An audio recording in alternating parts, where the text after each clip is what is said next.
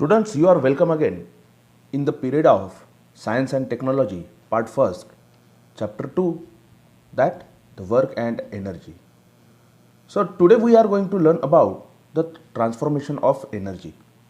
But before proceeding forward, I would like to ask one question. Which different forms of energy do you know? Listen my question carefully. Which different forms of energy do you know? So we can give the answer. There are so many different forms of energy like the electrical energy, heat energy, light energy, sound energy, chemical energy, mechanical energy, etc. So the next question is, which type of energy is used in the each of the following processes? So the first process is the stretched piece of a rubber. Which type of energy is stored in that? Yes, it is nothing but the potential energy. Then the fast moving car, it contains the kinetic energy. The whistling of a cooker due to the steam, yes, it contains the heat energy. The crackers exploded in Diwali, it contains the sound energy, then the light energy and the heat energy. A fan running on electricity, yes, it contains the mechanical energy. The drawing out of the pieces of iron using the magnet from the garbage, so it will contain the magnetic energy. Breaking of a glass window because of a loud noise, so it contains the sound energy. So you can conclude that the energy, it can get transferred from one form to the another form. For example, in Diwali you explode the firecrackers, and in the firecrackers we convert the chemical energy which is stored into them into the light, sound and heat energy. So what we can conclude now, the energy, it can get transformed.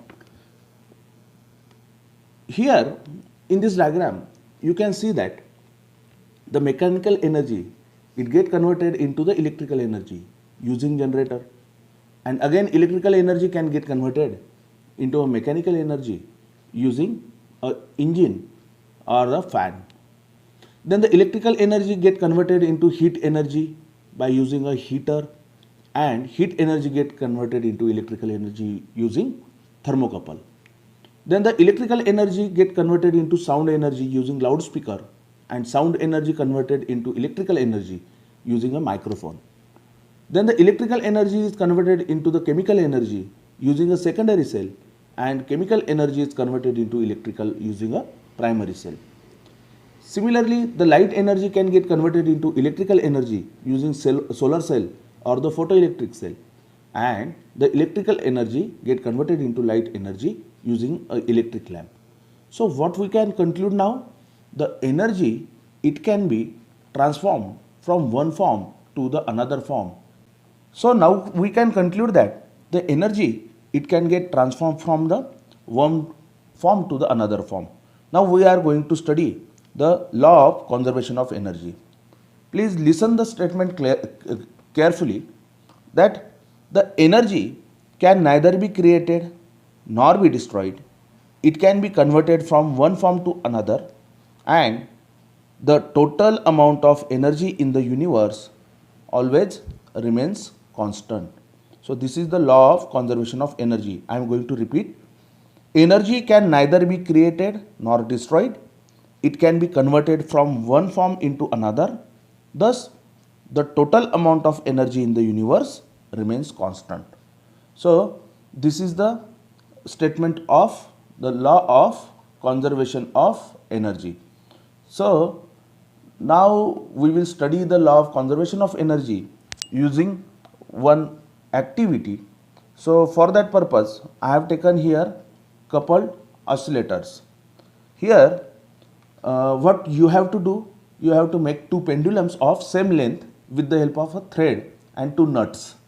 You can see here two nuts are there. One thread is tied horizontally and two threads, they are tied with that horizontal thread, and we have made the pendulum using two different nuts. So we have to tie these pendulums to the horizontal thread in such a way that they will not hit each other while swinging. And now swing one of the pendulum and observe what you will see. Remember, when we swing one pendulum, what will happen? You will see that as the speed of oscillation of pendulum slowly decrease down, the second pendulum, it was initially stationary one, it begins to swing.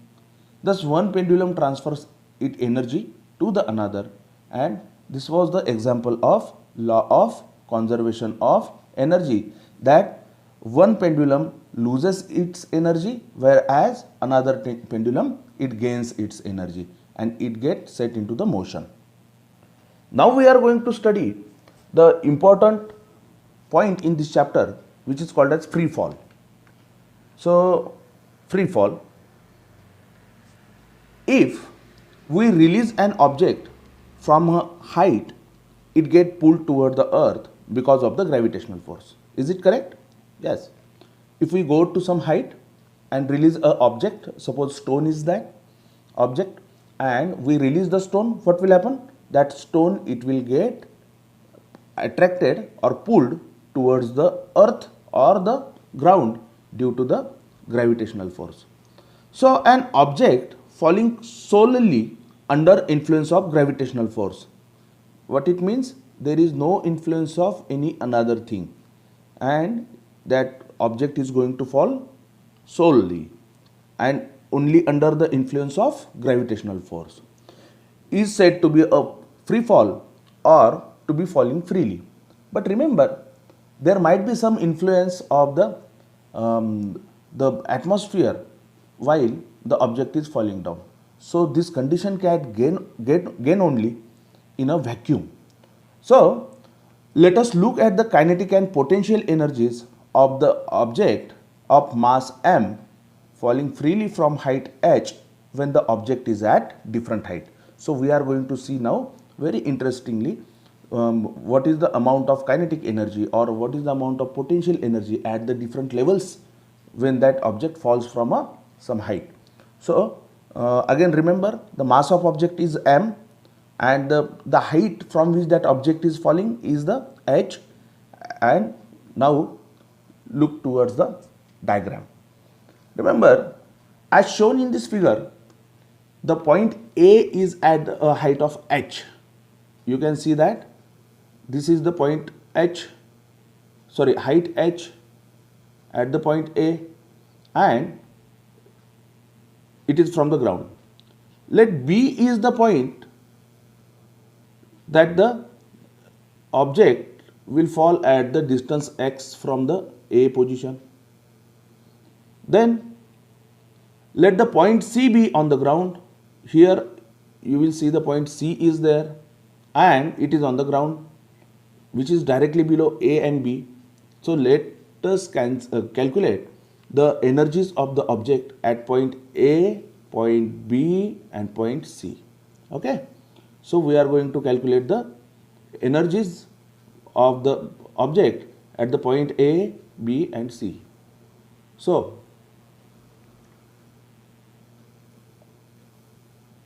when the object is stationary at A, can you see the point A? Yes, that object is stationary. We have not released that object from that height up till now, and its initial velocity, that is the u, is 0. Isn't it? That object is stationary there. Then the kinetic energy of that object will be, as you know that the formula for kinetic energy is half mv square, that is nothing but the half into mass into velocity square. So we will put the values. Half into mass is the m multiplied by u square, as earlier we saw that the initial velocity u is 0. Therefore the entire kinetic energy, it will get 0. So what it means, at the position A, as the object is stationary one, there is no any kinetic energy present in that object. So what will be the energy? So remember, that will be only potential energy and will be equal to mgh. So what amount of energy will be stored in that object at point A, that will be equal to mgh. So as we know that when we calculate the total energy of any object, it is equal to the kinetic energy plus potential energy. We calculated the kinetic energy, it was 0. We calculated the potential energy, it is equal to mgh. Therefore total energy of object will be mgh only. And this is our equation number 1. We will discuss this equation later on. Now the next position of the object is the position B. You can see here in the diagram, when the object will fall from point A, it will come to the point B and then it will come to the point C. So at the position B, let the velocity of the object be VB. That is the velocity at B. Therefore we have taken VB when it reaches at point B. So having fallen through a distance x, you can see that from A to B, the distance given is x here. So remember, what is the initial velocity now? The initial velocity is 0. The displacement, that means the distance covered, is the x, and the acceleration, it is nothing but the acceleration due to the gravitation, that is equal to g. So as we know that v square is equal to u square plus 2as, this is the equation for motion, and we will put the values here. What is the velocity of object at point B? It is the Vb. So Vb square is equal to, what is the initial velocity? 0. So we will put the 0 in place of u, plus 2, as we saw that acceleration is equal to g and displacement is equal to x. Therefore 2gx. Now by simplifying this, we get the Vb square is equal to 2gx. So remember, the kinetic energy, it is having the formula half into mv square. Here we will put the value of v, that is the Vb. So half into mvb square is equal to half into m, at the value of Vb square is 2gx. So we will put in bracket 2gx. So by simplifying this, we will get this 2 will get cancelled. So we will get the mgx only. So kinetic energy will be mgx. So the height of the object when that object is at the position B is nothing but the entire height minus displacement. So entire height is h minus displacement is x. So the height of the object will be at point B h minus x. So potential energy, we will get the m into g into, in place of h we will put h minus x. So by simplifying this, we will get here this mg will multiply the h and again this mg will multiply the x. Therefore we will get the mgh minus sign and mgx. So the next we get is the total energy. So the total energy of the object will be equal to the amount of kinetic energy plus the potential energy. Now we calculate the kinetic energy also and the potential energy also. So the kinetic energy is equal to mgx. So we put the mgx plus the value of potential energy is mgh minus mgx. So plus mgx minus mgx, we will get 0 there. Therefore what will remain? You can see plus mgx minus mgx, there will be a subtraction. So what will remain? Only mgx will remain. So the value of total energy we get will be the mgh. So this is our equation number 2, and again we will discuss this equation number 2 later on. Now you can see the diagram again. Now the object which is free falling from height h from point A to point C. So we are going to calculate the energy of the object at point C. So let the velocity of the object will be Vc when it reaches to the ground near point C. So this is the near point, and the initial velocity, as you know, that it was 0. The displacement now is the h, because it has traveled from A to C, and that is the entire height h.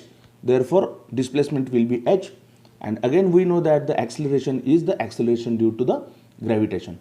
So again, putting those values in this formula, v square is equal to u square plus 2as, we will get vc square is equal to 0 plus 2gh. So by simplifying this, we get that the kinetic energy is equal to half m vc square.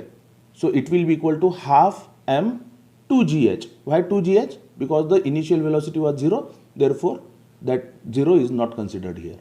And remember, the kinetic energy will be equal to mgh. Why mgh? Again, these two and these two, they get cancelled, and the value remained is the mgh. Therefore kinetic energy is mgh. Now the height of the object from the ground at point C is how much? Yes, it is 0. So potential energy, that is the mgh, it will get, or it will become 0. As the height is 0, the m into g into 0 will be 0.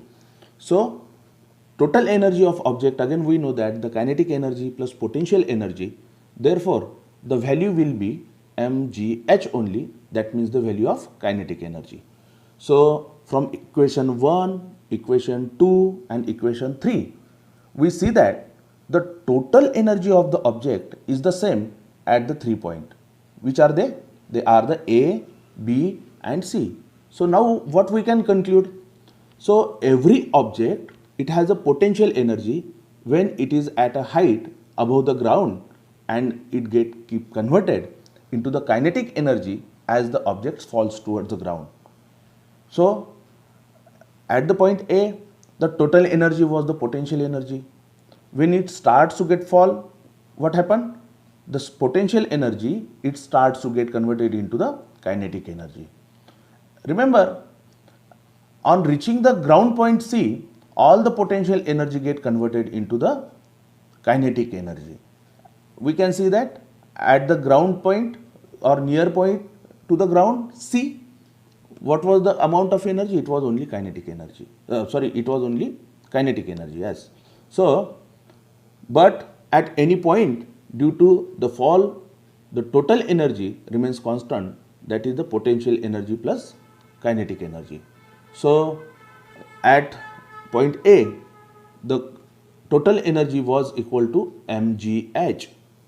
At the point B, the total energy was equal to mgx plus mgh into mgh minus mgx, and that was is equal to mgh. At point C, the total energy was equal to mgh. So now we can conclude that when the object free falls without any influence and only under the influence of gravitational force, so what happens? The total energy, it remains constant at every point. The next point which we are going to study is the power. So before studying the power, you have to think before your answer. Can your father climb stairs as fast you can? What will be the answer? No. You will climb them very fast. Very good. So will you fill over a tank with the help of a bucket or an electric motor? Which will be earlier? Yes, with the electric motor. Suppose Rajashri, Yash and Ranjit, they have to reach the top of a small hill. So Rajashri, she went by a car, Yash, she went by a cycle, and Ranjit went by walking. So if all of them, they choose the same path, who will reach first and who will reach last? So the answer will be Rajashri will reach there very fast, then Yash will reach there, and then Ranjit. So in those examples, the work done is the same, but the time taken to perform the work is different for each person and for each method also. So the fast or slow rate of to perform work is the different for each person. So the work done express in the term of power, it is the power is the rate at which work is done. What is the power? Power is the rate at which work is done. And remember, in the SI system, we use the unit of work, that is the joule. Remember, we use the formula for the power, that is the work upon time. So the it is the work is having the unit joule and time is having seconds. So this is called as the joule upon second, therefore a watt. So 1 watt will be equal to 1 joule per second, and in the industrial sector the unit used to measure the power is the horsepower. What is the horsepower? 1 horsepower is equal to 746 watt. Listen again, 1 horsepower is equal to 746 watt. And remember, the unit of energy for the commercial use is the kilowatt hour. So it is nothing but the 1 joule work performed in 1 second is the 1 kilowatt power. And along with that, you can see that it is nothing but the 1000 watt multiplied by 3600 seconds. Therefore 36 lakh joules is it is nothing but the 1 kilowatt is equal to 3.6 multiplied by 10 raised to the power 6 joule. So the electricity used for the domestic purpose is measured in the unit of kilowatt hour. And remember, 1 kilowatt hour is the 1 unit. In your electricity bill, you can see that how much units you have consumed during a last month at your home. So it is nothing but the 1 kilowatt hour. So it is the 1 unit. Remember, we have to study the different numerical examples on the basis of this. So today we will stop here. Here this chapter is over. And remember, there are so many websites for more information. So you can go on the websites www.physicscatalyst.com, www.tryscience.org. So those are the different websites which will give you more information about the work and energy. Thank you.